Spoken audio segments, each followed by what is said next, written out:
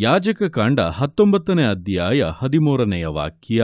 ಕೂಲಿಯವನ ಕೂಲಿಯನ್ನು ಮರುದಿನದ ವರೆಗೆ ನಿನ್ನ ಬಳಿಯಲ್ಲಿ ಇಟ್ಟುಕೊಳ್ಳಬಾರದು.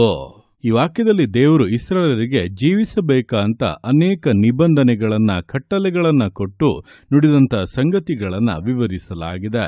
ನೋಡುವಂಥ ಸಮಯದಲ್ಲಿ ದೇವರೊಂದು ಆಲೋಚನೆಯನ್ನು, ಒಂದು ಕಟ್ಟಳೆಯನ್ನ ಕೊಟ್ಟು ಈ ರೀತಿಯಾಗಿ ಹೇಳುತ್ತಿದ್ದಾರೆ: ಕೂಲಿಯವನ ಕೂಲಿಯನ್ನು ಮರುದಿನದವರೆಗೂ ನಿನ್ನ ಬಳಿಯಲ್ಲಿ ಇಟ್ಟುಕೊಳ್ಳಬಾರದು ಎಂಬುದಾಗಿ.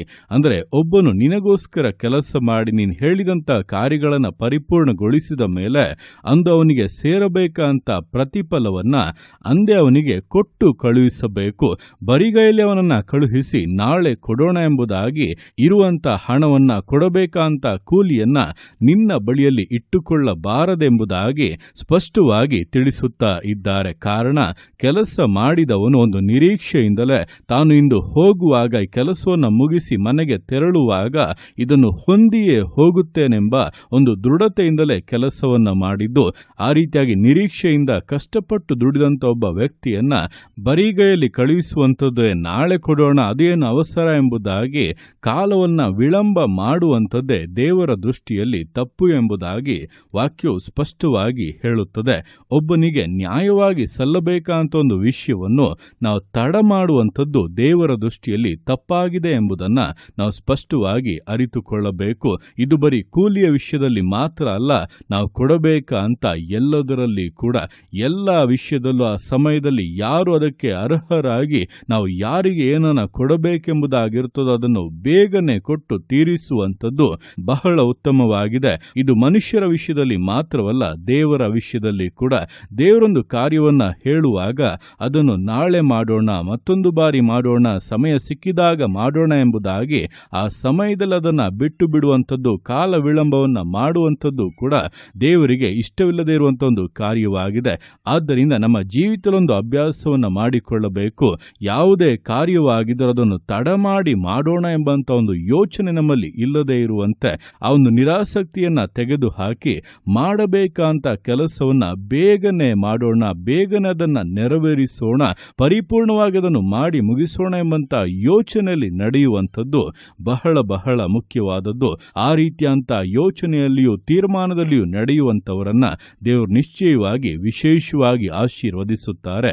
ಅಂಥವರ ಮೂಲಕವೇ ದೇವರು ಹೆಚ್ಚಿನ ಕಾರ್ಯಗಳನ್ನು, ವಿಶೇಷವಾದಂಥ ಕಾರ್ಯಗಳನ್ನು ನೆರವೇರಿಸುವಂಥದ್ದು.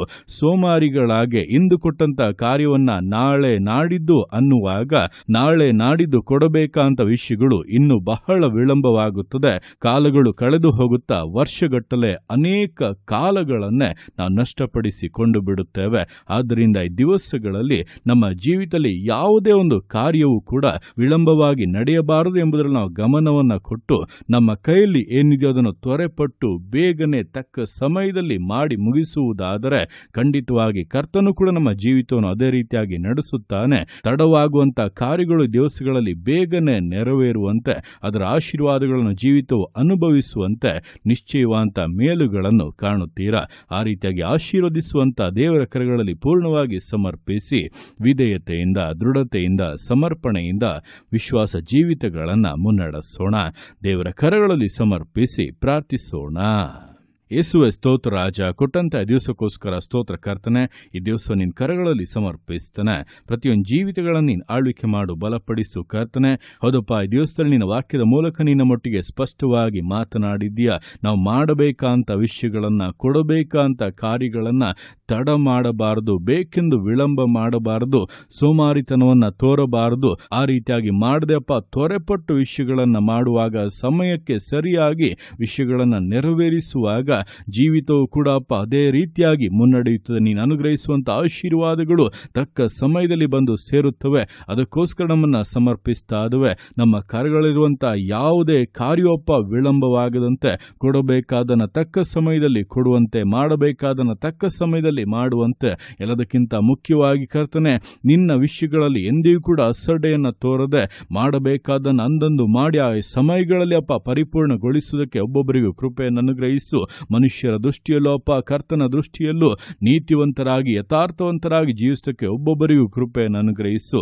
ವಿಶೇಷವಾಗಿ ಆಶೀರ್ವದಿಸು ಕರ್ತನೆ. ಈ ಒಂದು ತೀರ್ಮಾನವನ್ನು ಮಾಡಿಕೊಳ್ಳುತ್ತಿರುವಂಥ ಒಬ್ಬೊಬ್ಬರ ಜೀವಿತಗಳಲ್ಲೂ ತಡೆಯಾಗಿರುವಂಥ ಕಾರ್ಯಗಳು ನೀಗಲಿ, ತಡವಾದಂಥ ವಿಷಯಗಳು ಬೇಗನೆ ನೆರವೇರಲಿ. ವಿಶೇಷ ಆಶೀರ್ವಾದಗಳನ್ನು ಕೊಟ್ಟು ಸಂತೋಷ ಪಡಿಸು ಕರ್ತನೆ. ನಿನ್ನ ಅರ್ಥಗೆ ಮಾಡುವಂಥ ನಿನ್ನ ಪ್ರೀತಿಗೋಸ್ಕರ ಕೃಪೆಗೋಸ್ಕರ ನಿನಗೆ ಸ್ತೋತ್ರಗಳು. ಪ್ರತಿಯೊಂದು ಜೀವಿತಗಳನ್ನು ಅಪ್ಪ ನಿನ್ನ ಕರಗಳಲ್ಲಿ ಸಮರ್ಪಿಸ್ತಾದನೆ. ಆಶೀರ್ವದಿಸು, ಮಾನಿಸು, ಘನಪಡಿಸು. ಎಲ್ಲ ನಿನ್ನ ಕರಗಳಲ್ಲಿ ಸಮರ್ಪಿಸಿ ಎಲ್ಲ ಸ್ತುತಿಗಳ ಮಾತ್ರ ನಿನ್ನೊಬ್ಬನಿಗೆ ಸಲ್ಲಿಸಿ ಯೇಸುವಿನ ನಾಮದಲ್ಲಿ ಬೇಡುತ್ತೇನೆ ನಮ್ಮ ತಂದೆಯೇ.